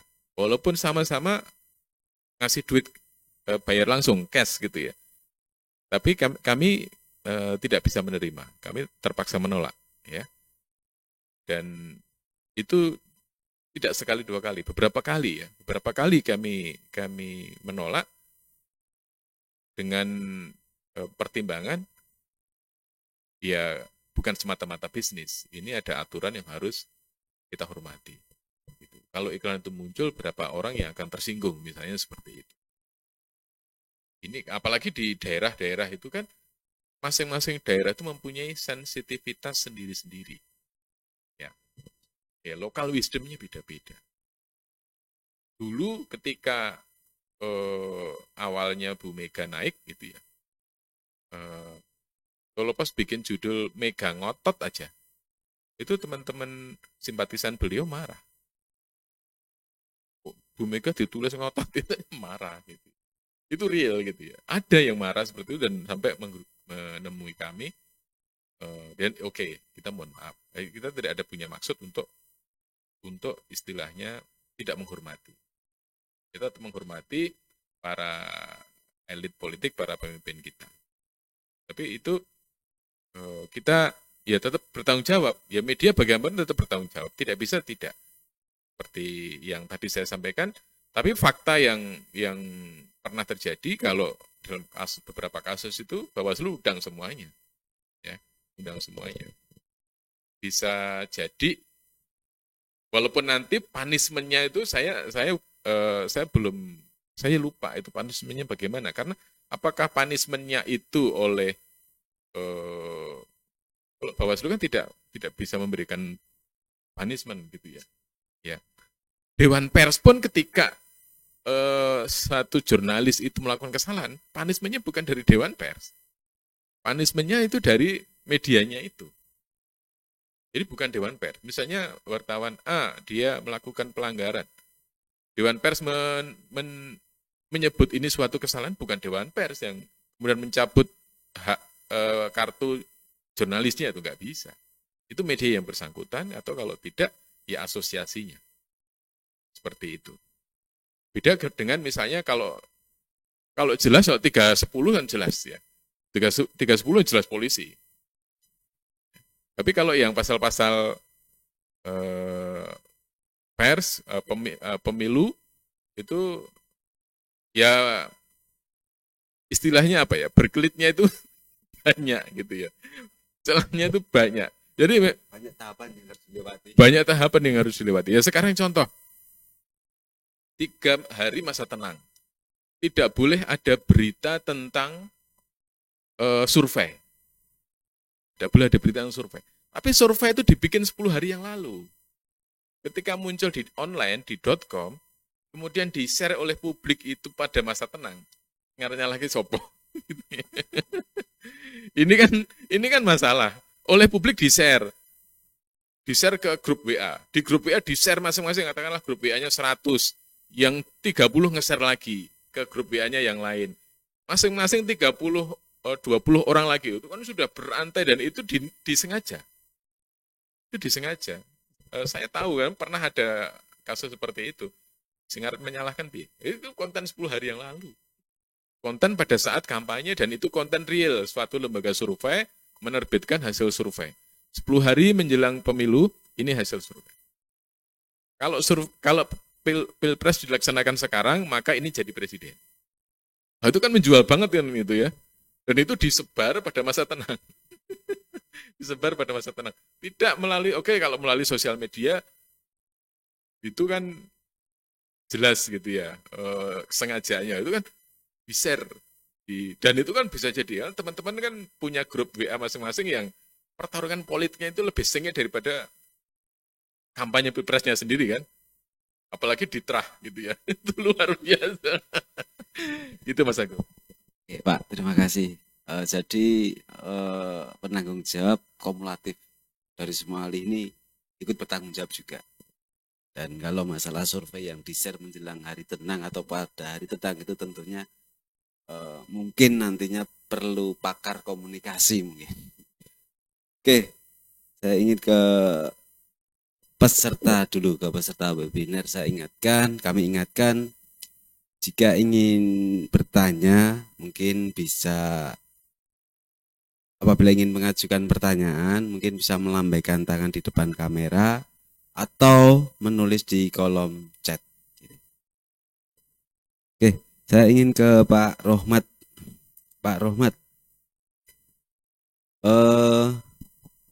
dalam era digitalisasi ini, sejauh mana kewenangan Bawaslu dalam menangani dugaan pelanggaran khususnya media, iklan media? Ini terima kasih ya. Ini pertanyaannya gampang, jawabannya juga agak rumit ini kan, seperti itu kan, saya mengatakan seperti itu. Oke Mas Agung, Jadi memang kalau kita lihat dari kewenangan Bawaslu sendiri, seperti kita lihat bahwa jenis-jenis pelanggaran dulu kita lihat dulu kan. Yang pertama adalah pelanggaran pidana pemilu atau pemilihan. Kemudian juga ada pelanggaran etik, kemudian juga ada pelanggaran administrasi, dan yang terakhir adalah pelanggaran hukum lainnya. Nah, dalam konteks pelanggaran di media ya, baik itu media elektronik maupun maka bisa kita kategorikan dalam pelanggaran hukum lainnya. Artinya ada satu proses di mana kita menangani baik itu temuan mau laporan, tetapi itu tidak akan berlanjut pada yang namanya itu penamaran atau registrasi, kan seperti itu. Jadi seperti juga pelanggaran hukum lainnya untuk ASN juga. Nanti bukti-bukti yang sudah diserahkan kepada kita atau yang kita punya itu jelas kita akan teruskan kepada lembaga yang berwenang lah, kan kita mengatakan seperti itu. Entah itu lewat KIP atau lewat Dewan Pers. Dan kalau kita lihat di 2019 kemarin, Bawaslu RI juga sudah melakukan kerjasama dengan KPU maupun dengan Dewan Pers dan KPI, kalau tidak salah itu. Di mana tujuan dari Bawaslu itu adalah bagaimana seandainya terjadi pelanggaran-pelanggaran termasuk di pelanggaran media itu sendiri. Nah, ini yang sebenarnya kita perlu diskusikan lagi ya, karena kita ingat pada tahun 2020 kemarin ya, kita ada satu bentuk pemrosesan pelanggaran hukum lainnya terhadap salah satu lembaga penyiaran, kan seperti itu. Nah, di situ yang aneh adalah bahwa dari pihak KPI Jawa Tengah ternyata tidak memberikan sanksi sama sekali terhadap lembaganya. Justru yang dapat sanksi adalah pengelolanya, kan seperti itu. Jadi ini memang menjadi hak dari lembaga yang menaungi terkait dengan media itu. Tetapi pada prinsipnya bahwa kita di Bawaslu itu tetap harus memproses setiap bentuk laporan maupun temuan, meskipun itu dikatakan bahwa pelanggaran hukum lainnya yang nanti dari apa yang sudah kita dapatkan itu baik bukti dan sebagainya kita teruskan kepada lembaga yang berwenang terhadap terhadap pelanggaran hukum. Misalnya kalau kita bicara media ya kepada KIP atau kepada Dewan Pers, kalau misalnya ASN itu kan jelas Komisi Aparatur Sipil Negara dan sebagainya. Nah, itu sebatas kewenangan itu. Dan saya menarik dengan apa yang disampaikan oleh Mas Barmin tadi. Memang Bawaslu itu bukan lembaga pemberi sanksi, kan seperti itu. Artinya kita hanya mengolah. Ibaratnya kan kalau kita itu dalam suatu proses memasak itu kan kita mengolah bumbu-bumbu yang sudah disediakan. Nah, apakah bumbu ini nanti enak atau tidak, itu untuk lembaga dari KIP atau dari lembaga yang menaungi itu, nanti dia akan harusnya memberi masukan pada kita, oh ini kurang ini. Ya, efek jerah itu ada. Jika selama ini yang terjadi dalam kita mirim penerusan kemudian timbul rekomendasi yang biasanya, nah ini yang kita keluhkan bersama, biasanya sanksi yang diterapkan itu tidak menimbulkan efek jerah, kan itu yang perlu kita diskusikan mungkin. Terima kasih Pak Rohmat. Kalau disambung tadi apa yang disampaikan dalam paparannya tadi, ada unsur pidananya. Apakah juga mengadopsi dua-duanya di pidana pemilu juga, di undang-undang lain juga? Bisa. Jadi kalau dalam bahasa kami itu ada gantungannya, kan seperti itu. Jadi kita bisa memproses double track proses, kan seperti itu. Kalau memang misalnya kampanye di luar jadwal di media, kan seperti itu. Nah, itu kan ada dua kasus di situ. Pertama, dia kampanye di media di luar jadwalnya, artinya terhadap medianya itu atau terhadap. Kemudian yang kedua adalah ada pidana pemilihannya atau pemilunya. Kampanye di luar jadwal itu kan ada pasal yang mengatur terkait dengan kampanye. Nah, itu bisa. Jadi yang satu kita teruskan kepada lembaga terkait dengan media. Yang satu adalah proses pidana pemilu atau pemilihannya. Dan itu yang akan kita proses sebagai dalam waktu yang bersamaan. Dalam waktu yang bersamaan. Karena dengan nomor, kalau kita katakan kalau yang penerusan tanpa nomor registrasi, tapi kalau yang pidana jelas ada nomor registrasinya. Nah, itulah yang dinamakan dengan double. Oke. Pak Rohmat dan Pak Warmin, di sini ada pertanyaan dari peserta, dari Pak Syahtono KN. apakah Bawaslu Kabupaten Sukoharjo atau provinsi sudah atau pernah melakukan tindakan pelanggaran di media tersebut? Kemudian strategi apa yang dilakukan Bawaslu untuk melakukan pencegahan early warning system agar tidak terjadi pelanggaran di media tersebut? Oh, Pak Rohmat. Oke, terima kasih Mas Agung, juga pertanyaan yang bagus nih. Ada istilah early warning system, adalah sistem sistem peringatan awal gitu ya. Ya memang kalau kita berkaca pada tahun 2020 seperti saya tadi sudah sampaikan di awal tadi, bahwa kita pernah memproses salah satu lembaga penyiaran publik ya, lembaga penyiaran pemerintah, LPP istilahnya ya Pak ya, kalau lembaga penyiaran pemerintah itu terkait dengan penyiaran yang tidak berimbang, di mana ada salah satu peserta itu yang lagu-lagunya itu terus diputar, sedang yang satunya tidak.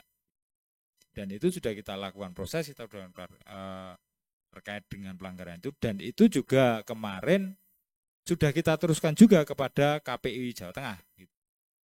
Dan itu yang kemudian turun bahwa rekomendasinya itu adalah lembaganya tidak dinyatakan bersalah kan, seperti itu. Nah itu memang jadi domain dari KPI, mungkin mereka punya pertimbangan-pertimbangan lain dan sebagainya, kita yes oke aja, maksudnya bahwa itu di luar wewenang dari kita. Tetapi dari situ juga kita juga kemarin meneruskan salah satu ASN yang ada di lembaga tersebut ke ASN, dan kemarin juga sudah muncul ya Mas Agung ya. Kemarin juga sudah muncul rekomendasi dari KSN yang kemudian juga sudah ditindaklanjuti oleh PPK di Kabupaten Sukoharjo.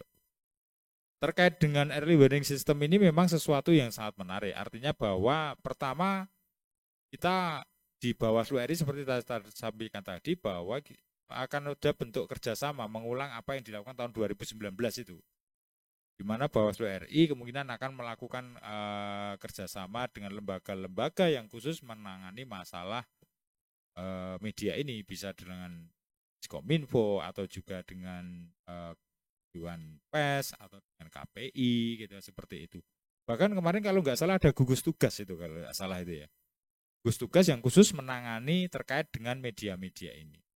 Nah inilah nanti yang akan kita punya semacam kurikulum ya, nanti akan ditampilkan sehingga kita bisa melakukan early warning system itu. Karena memang kalau di tingkat lokal mungkin kita bisa bersurat dengan lembaga-lembaga yang ada, tetapi kalau secara global itu memang kita sampai sekarang belum ada arahan terkait dengan itu. Tetapi yang pasti bahwa salah satu pencegahan yang dilakukan kalau kita merunut pada pemilu tahun 2019 maupun tahun 2020, kita berupaya untuk melakukan pencegahan dengan memberikan surat atau himbauan kepada lembaga-lembaga penyiaran ataupun mungkin media cetak ya kan, seperti itu, sehingga nanti kalau tiba saatnya atau pada saatnya nanti kita akan melakukan rakor bersama terkait dengan media itu. Nah itu yang sedang kami rancang untuk pemilu tahun 2024. Mungkin itu nggih. Oke. Dilanjut pertanyaan kedua Pak Rohmat dari Pak Aris Sudibyo Nggadak.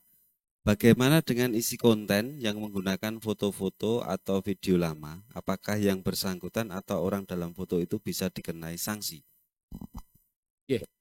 Artinya ini saya agak multitafsir. Mengenai foto-foto lama maksudnya bagaimana? Kalau foto-foto lama dia itu sedang menyanyi, sedang apa kan tidak masalah sebenarnya kan. Tapi kalau misalnya ini yang dimaksud itu yang bersangkutan ini bisa dikenai sanksi, ini maksudnya bagaimana? Bukan. Kalau orang cuman video lama kemudian diunggah dan itu tidak ada unsur apapun kan juga tidak masalah. Kecuali kalau misalnya dia seorang ASN gitu kan. Dalam seorang ASN kemudian dia pada saat dulu itu pernah itu kemudian itu mungkin itu bisa menjadi. Tetapi di sini kan kontesnya sudah lain. Kontesnya kan ini pemilu tahun 2024 gitulah. Kalau ada semacam itu mungkin bisa diberikan info atau dilaporkan kepada kami untuk kami pelajari apakah ini mengandung unsur yang bisa dikenai sanksi atau tidak kan, seperti itu.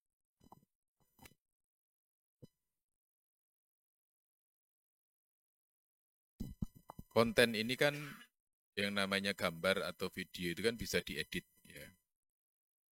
Lagu Ojo Dibandingke itu tiba-tiba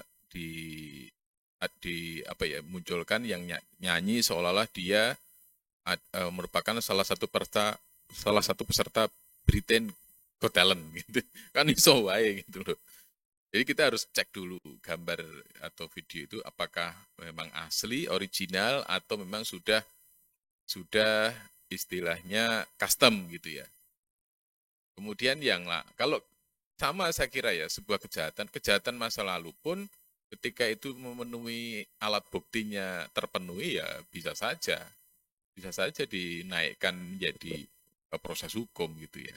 Jadi memang apalagi sekarang ya jangan hati-hati dengan jejak digital kita gitu ya. Jadi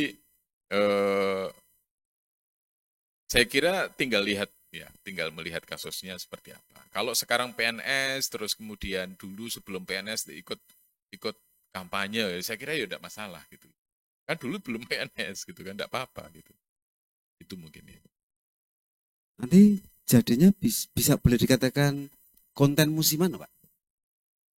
Ya bisa jadi. Bisa jadi ada konten-konten musiman ketika musimnya Pemilu ya, itu muncul terus ya. Itu muncul gambarnya Prabowo lagi sama Mbak siapa yang dulu istrinya sekarang ini ya, muncul lagi, itu dimunculkan lagi misalnya seperti itu. Pertanyaan yang ketiga dari Rilo. Peru, bagaimana kesiapan Bawaslu Kabupaten dalam mengawasi kampanye di medsos yang dilakukan oleh personal yang bukan tim ses, salah satu paslon ataupun partai? Terima kasih Mas Rilo dari Weru ini. Bagaimana kesiapan Bawaslu Kabupaten dalam mengawasi kampanye di medsos yang dengan personal yang bukan tim ses? Ya. Pertanyaan awal saya mungkin adalah yang dimaksud tim ses itu yang bagaimana kan gitu kan. Seperti tadi sudah disampaikan tadi di awal tadi bahwasannya saya yakin tidak ada yang bisa mengontrol medsos seperti itu. Apalagi dia bukan tim ses. Kalau itu dia secara pribadi ya sah-sah saja. Artinya memang tidak mungkin lah misalnya kita itu akan mengawasi bahkan satu orang aja bisa 10-20 akun gitu kan. Kan yang bisa kita awasi adalah yang terdaftar di KPU yang disampaikan oleh peserta pemilu itu. Tetapi kalau yang tidak terdaftar, nah ini kan menjadi persoalan tersendiri. Kita memang sampai sekarang belum menemukan formulasi yang tepat terkait dengan hal itu dan saya yakin juga banyak yang belum menemukan formulasi itu bagaimana pengawasan terhadap orang-orang yang bukan tim ses tapi dia mengunggah di Facebook. Selama dia tidak mengandung unsur sara, hoax dan sebagainya, itu saya kira sah-sah saja. Kecuali kalau misalnya dia itu ada hoax dan sebagainya, mungkin kalau dikatakan itu kalau di pemilu itu lebih spesifik kepada tim pelaksana, tim ses maupun peserta sendiri, itu bisa dilaporkan ke Undang-Undang ITE ataupun Undang-Undang tentang terkait dengan apa istilahnya ya, sara itu ya Pak ya, dan diskriminasi dan sebagainya, itu lebih kepada wilayah dari kepolisian kan seperti itu. Mungkin itu yang bisa saya sampaikan. Oke, terima kasih. 3 pertanyaan sudah dijawab semua. Saya ingin ke Pak Warmin. Pak, apa yang harus diperhatikan dalam memberikan pelayanan media iklan?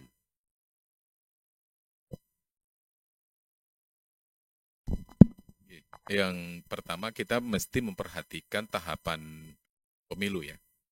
Tahapan pemilunya itu seperti apa?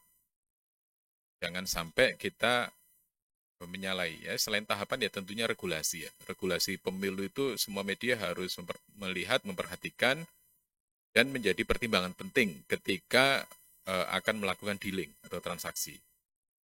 Karena apa? Karena salah kita memutuskan, otomatis kita juga akan kena masalah. Misalnya beriklan sebelum waktunya, itu ya. Jadi sholat sebelum waktunya itu rakanggo ya. Tapi beriklan sebelum waktunya itu dihukum gitu ya. Cuma ya saya kira perlu ada pertemuan ya antara KPU, Bawaslu dan media. Ini saya titip kepada Mas Rofiuddin, Mas Rohmat juga. Mungkin nanti saya kalau ketemu kawan-kawan KPU juga, ayo kami diundang untuk diberi pemahaman supaya pemahaman kami atas pasal-pasal itu tidak berbeda. Kayak gitu ya. Kayak tadi saya sampaikan, saya matur soal citra diri. Soal citra diri. Kalau misalnya di 21 hari masa kampanye atau bahkan ketika sebelum masa kampanye. Sebelum masa kampanye, iklan kampanye di media. Terus misalnya Mas Agung ini nyalon sebagai caleg gitu. Terus Mas Agung itu kita munculkan quotation. Quotation itu komentar atau pernyataan. Itu kata-kata mutiara gitu ya. Kata-kata mutiara, hadis Nabi atau apa kayak gitu ya. Terus di situ ada disclaimer. Berbayar ataupun brand content. Seperti itu. Nah, apakah itu sudah dibilang iklan pemilu? Kan tidak ada partai, cuma foto, nama, dan kata mutiara. Itu contoh kasus. Saya kira nanti media-media akan punya cara yang lain untuk memunculkan gimmick-gimmick seperti itu. Ini kan juga teman-teman penyelenggara pemilu juga harus bijak dengan cara-cara seperti ini. Kalau citra diri dalam pemahaman kami itu ada visi, misi, program kerja, logo, gambar, nomor. Kalau salah satu tidak terpenuhi, apakah itu masuk dalam citra diri? Kalau dalam bahasa Indonesia atau dalam kamus ataupun berdasarkan hati nurani, sebenarnya itu masuk citra diri, statement seseorang ataupun kata mutiara seseorang di media itu. Tapi secara hukum apakah itu memenuhi untuk dibilang itu pelanggaran? Ini yang kita juga harus ini Mas Romat ya. Saya bilang ini yang kita bermain di pasal karet itu, gray area gitu ya. Tapi maaf ya Pak ya, maaf. Tapi sepanjang orang tersebut belum ditetapkan atau belum masuk ke daftar calon, mungkin belum dinyatakan calon. Sudah. Citra diri. Kalau sudah gimana? Kalau sudah itu masuk citra diri. Menurut saya, maaf. Ya makanya menurut penjenengan masuk, menurut orang lain kan ada yang nggak masuk. Karena menurut orang lain itu, karena itu sudah kita pernah disidangkan di dalam. Ini tidak pembela menyebut bahwa itu tidak memenuhi unsur citra diri. Tidak, citra diri itu akumulasi, bukan satu potong itu citra diri. Ini hukum ya, bukan rasa ya. Enggak. Ini ya makanya kan berbeda ya. Antara yang mengartikan seperti penjenengan dan yang mengartikan seperti orang, ada yang mengartikan oh itu enggak citra diri. Jadi citra diri itu kumulatif, akumulasi. Seperti itu. Ini kan kita harus diberi pemahaman dulu. Rame ning ngarep sik gitu loh. Rame ning ngarep sik. Oleh pun lagi ngene kayak gitu loh. Gitu. Ya, sedikit menambah ya. Memang kemarin itu terkait dengan kita bicara citra diri itu memang sesuatu yang debatable ya. Artinya bahkan sampai sekarang. Tapi memang kemarin di dalam satu rakor itu bahwa yang namanya kampanye itu harus memenuhi semua frase, semua unsur kata yang ada dalam istilah kampanye itu sendiri, kan seperti itu. Jadi tidak hanya salah satu gitu kan. Karena kemarin sempat timbul diskusi terkait itu dengan ucapan selamat dari salah satu caleg kan seperti itu. Jadi ucapan selamat hari raya gitu aja. Sempat muncul kan seperti itu. Nah, apakah ini masuk dalam citra diri atau bukan? Itu dia hanya menyampaikan foto aja, tapi setelah dilihat bahwa citra diri itu ada visi misi dan sebagainya, bahwa itu adalah akumulasi, ya, akumulasi gitu kan. Akumulasi. Tapi itu kemarin pada waktu 2019 itu kan. Nah, mudah-mudahan nanti di 2024 itu ada satu kepastian hukum lah. Kepastian hukum atau kepastian norma terkait dengan istilah citra diri itu, apakah itu nanti bersifat akumulasi atau alternatif. Nah, itu kita tunggu aja. Tapi saya berharap sih sebenarnya juga alternatif sih. Gitu. Kalau saya boleh berharap sih. Jadi kita tidak disibukkan, tidak dipusingkan dengan hal-hal semacam itu. Seperti juga contoh, misalnya kemarin ada kasus di Surakarta itu kan pasang baliho dengan angka 01. Jadi itu istilah ada baliho tulisan 01 gitu. Kalau kita lihat itu kan itu jelas merepresentasikan pada salah satu calon lah, jelas lah. Karena 01 apa? Kan kalau Valentino Rossi tidak mungkin nomor 01 kan seperti itu. Atau mungkin misalnya itu Maradona nomornya 10 bukan 01 kan seperti itu. Tetapi memang itu tidak bisa kita tidak. Karena apa? Dasarnya apa? Dia hanya angka, tidak ada unsur mengajak dan sebagainya. Seperti juga tadi kembali ada ucapan selamat Hari Raya Idul Fitri gitu. Tanpa dengan simbol-simbol partai lah ibarat seperti itu. Ya sulit juga kita. Makanya itu memang ini nanti akan kita diskusikan ya, insya Allah itu menjadi bahan masukan buat kita terkait dengan istilah citra diri itu. Diharapkan nanti bahwa antara media dan kita di penyelenggara itu mempunyai satu kesamaan dalam menafsirkan istilah citra diri itu. Karena bisa jadi nanti kita justru gontok-gontokan dengan media terkait dengan itu, tapi sebenarnya substansinya sendiri malah kita tidak kena. Sebenarnya kan istilah penafsiran kan seperti itu. Nanti ketika misalnya itu sudah ternyata medianya salah, Bawaslu juga nggak punya hak untuk memutuskan. Ketika itu dibawa ke Dewan Pers, lah ini pers ini salahnya apa? Kayak gitu. Itu. Akhirnya Dewan Pers mempunyai penafsiran tersendiri juga. Seperti yang tadi yang KPID itu ya, yang kena semprot malah pengelola ya, bukan lembaganya. Bukan. Kalau lembaganya kemarin dinyatakan tidak bersalah. Nah itu kan menurut saya aneh gitu ya. Menurut saya aneh. Jadi makanya ini kalau bisa memang ditegaskan supaya tidak ada beda persepsi seperti itu. Oke, terima kasih. Satu kali lagi Pak Warmin. Nggak keluar dari bidang Bapak. Yang ingin saya tanyakan, apa peran KPI terhadap salah satu media yang kedapatan melanggar dugaan ketentuan kode etik jurnalistik?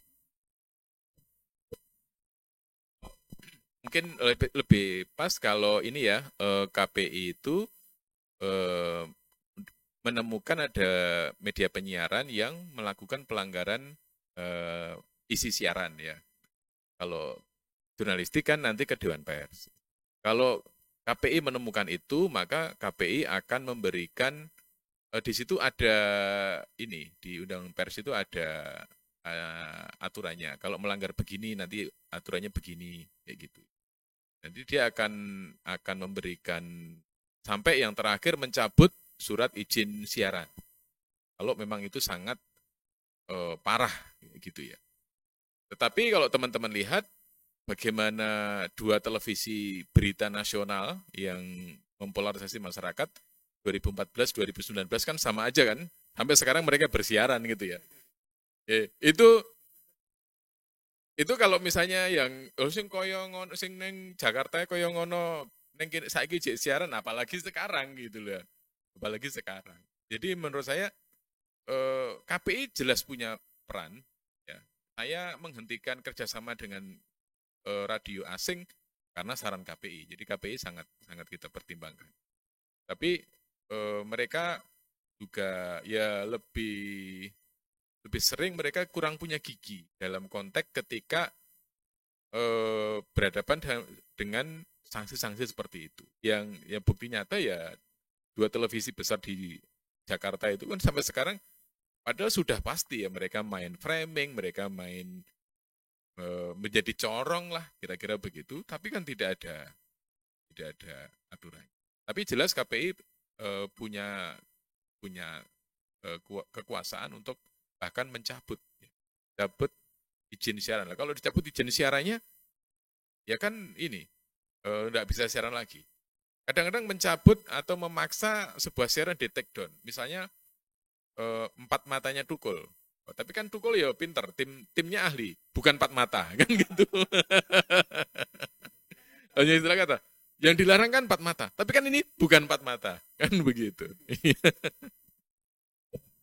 Oke, terima kasih. Mas Prasto dan Mas Rizky, apakah masih ada pertanyaan yang disampaikan melalui kolom chat? Ya, oke, terima kasih. Mungkin ini pertanyaan terakhir untuk kedua narasumber masing-masing untuk menjawab. Apa yang menjadi penyebab terjadinya pelanggaran pada iklan media? Pengaruh. Ya, kalau kita bicara masalah penyebab atau mensrea itu kan jelas ya. Jadi bagaimana yang namanya kontestasi dalam suatu pemilu atau pemilihan dalam berdemokrasi itu kan yang pasti kan adalah bagaimana menaikkan popularitas dan elektabilitas itu ya substansinya kan di situ. Nah, kenapa mereka melanggar? Bisa jadi mereka sengaja dan tidak sengaja kan seperti itu. Jadi kalau saya katakan kenapa mereka melanggar, ya karena mereka ingin menaikkan popularitas dan elektabilitas kan saya katakan.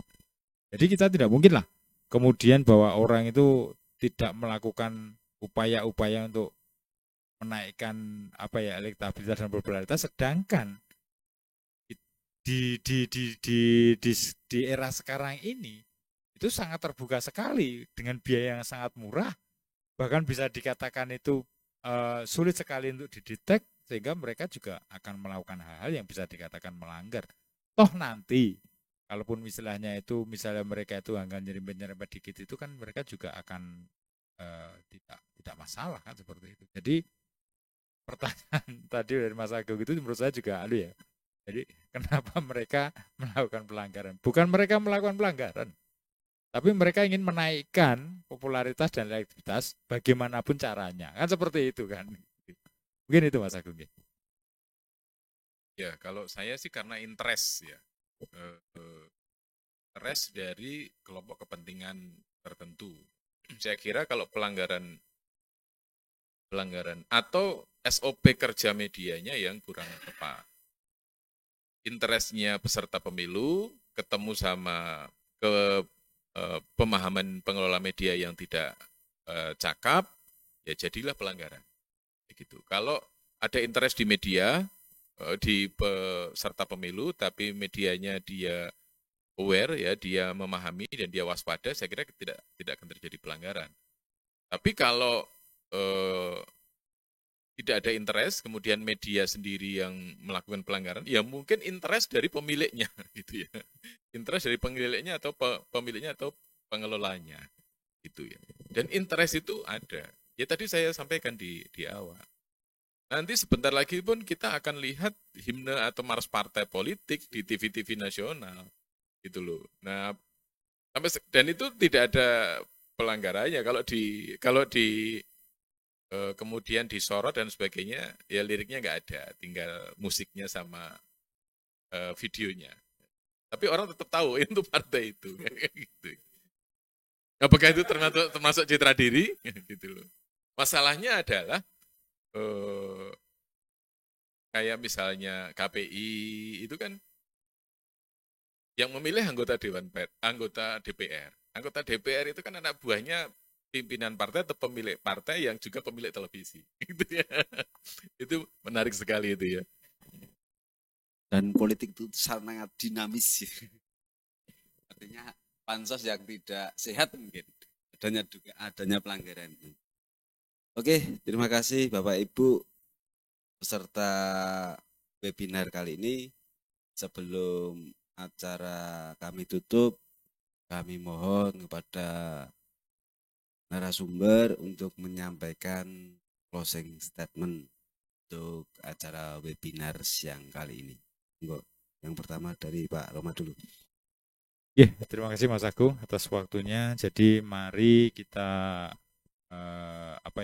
bijak dalam bermedsos ya, baik itu di media cetak ataupun di media sosial dan juga di media elektronik kan seperti itu. Jadi bagaimana kita bisa memilah dan memilih informasi ini, apakah termasuk unsur hoax atau ini termasuk framing dan sebagainya. Mari kita lebih banyak belajar terkait dengan hal tersebut, sehingga kalaupun dalam konteks pemilu nanti, maka jadilah pemilih yang cerdas, dan juga kalau peserta, jadilah peserta yang cerdas, yang mendidik, sehingga apa yang dalam berpolitik itu kan tidak harus selamanya diisi dengan pelanggaran-pelanggaran, tapi bagaimana kita berpolitik itu juga memberi pendidikan politik kepada masyarakat untuk demokrasi yang lebih baik. Gitu aja, Mas. Terima kasih. Pak War.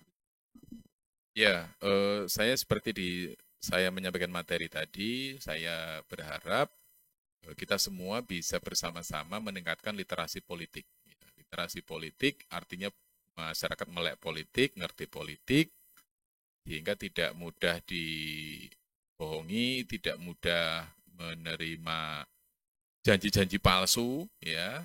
Kalau perlu setiap ada janji politik dicatat, ya, ya dicatat, di screenshot, direkam lah kira-kira begitu. Suatu saat dimunculkan lagi itu janji politik. Kenapa? Kalau masyarakat cerdas di dalam politik, politisi itu juga akan sangat hati-hati dalam bersikap dan berjanji, berperilaku, dan kita akan menemukan para pejabat-pejabat politik yang bertanggung jawab. Ya, saya kira negara ini akan makin maju, makin sejahtera kalau pengelola negaranya yang merupakan ya politisi itu juga bertanggung jawab. Ya, makanya dimulai dari masyarakat yang harus melek politik. Seperti itu. Oke, terima kasih Pak Warmin dan Pak Rohmat atas penjelasannya dan kesediaannya untuk diskusi dalam acara program ngulik penanganan pelanggaran dengan tema potensi pelanggaran iklan media dalam pemilu tahun 2024. Dan tentunya kami juga mengucapkan terima kasih kepada seluruh peserta webinar kali ini. Saya Agung Suryanto, mohon undur diri. Sampai jumpa di program-program selanjutnya. Assalamualaikum warahmatullahi wabarakatuh. Salam awas. Bersama rakyat awasi pemilu, bersama Bawaslu tegakkan keadilan pemilu. Terima kasih.